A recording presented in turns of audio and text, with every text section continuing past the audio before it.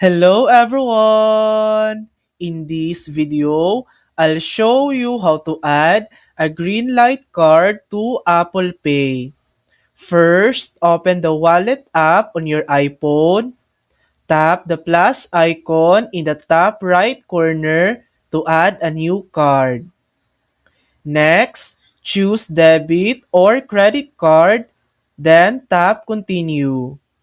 Hold your iPhone near the green light card so Apple can scan it, or enter the card details manually, including the card number and name. Follow the on-screen steps to verify the card.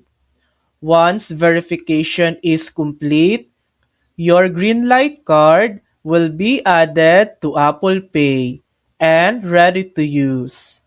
And that's it. That's how to add a green light card to Apple Pay.